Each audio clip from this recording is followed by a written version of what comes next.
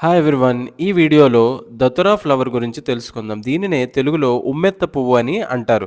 ఇక్కడ చూడండి, తెల్లగా ఉన్న ఈ స్ట్రక్చర్స్‌ని ఏమంటారు అంటే పెటల్స్ అని అంటారు. ఇవి దేనికోసం ఉపయోగపడతాయి? అట్రాక్షన్ కోసం ఉపయోగపడతాయి. ఇవి ఒక్కొక్క ఫ్లవర్‌లో ఒక్కొక్క కలర్‌లో ఉంటాయి. ఇవి మెయిన్ పర్పస్ ఏంటంటే పాలినేషన్ ఏజెంట్స్, అంటే పాలినేషన్ జరగడానికి ఉపయోగపడే వాటిని అట్రాక్ట్ చేయడానికి ఉపయోగపడతాయి. అలానే ఇక్కడ చూడండి, తెల్లగా ఉన్న పెటల్స్ కింద ఉన్న గ్రీన్ కలర్ వాటిని ఏమంటారంటే సెపల్స్ అని అంటారు.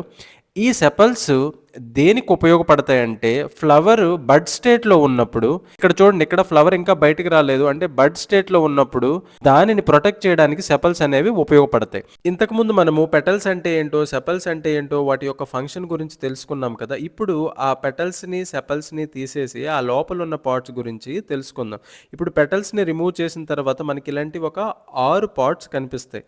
ఆ 6 5 అనేవి ఒకేలా ఉంటాయి. ఆ మధ్యలో ఉన్నది మాత్రం చూడండి కొంచెం డిఫరెంట్‌గా ఉంది. ఆ 5 ఒకేలా ఉన్న వాటిని ఏమంటారు అంటే స్టామెన్ అని అంటారు. ఇప్పుడు ఒక స్టామెన్‌ని మనం పరిశీలిద్దాం.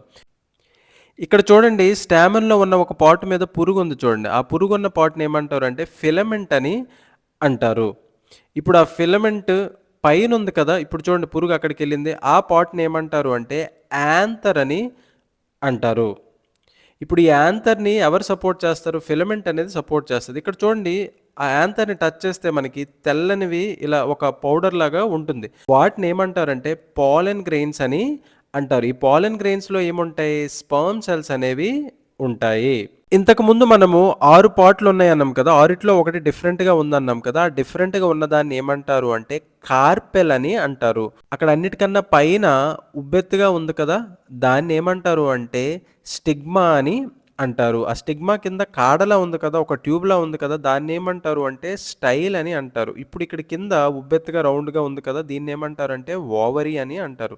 ఓవరీ ఏం చేస్తుంది? ఎగ్ సెల్స్‌ని ప్రొడ్యూస్ చేస్తుంది. ఇక్కడ ఇప్పుడు ప్రాసెస్ ఏం జరుగుతుందో చూద్దాం. ఇక్కడ స్టిగ్మా ఉంది కదా, స్టిగ్మా అనేది స్టిక్కీ సర్ఫేస్‌ని కలిగి ఉంటుంది. ఈ స్టిక్కీ సర్ఫేస్ మీద పాలినేషన్ ఏజెంట్స్ ద్వారా యాంథర్ నుంచి పాలెన్ గ్రెయిన్స్ అనేవి వస్తాయి. ఆ పాలెన్ గ్రెయిన్స్ అనేవి స్టైల్ అనేది ట్యూబ్ కాబట్టి ఆ ట్యూబ్ గుండా ఎక్కడికి చేరుకుంటాయి? ఓవరీకి చేరుకుంటాయి. ఓవరీలో ఏముంటాయి? ఎగ్ సెల్స్ ఉంటాయి. ఇప్పుడు పాలెన్ గ్రెయిన్స్‌లో ఉన్న స్పెర్మ్ సెల్స్, ఎగ్ సెల్స్ కలిసి ఫర్టిలైజేషన్ జరుగుతుంది.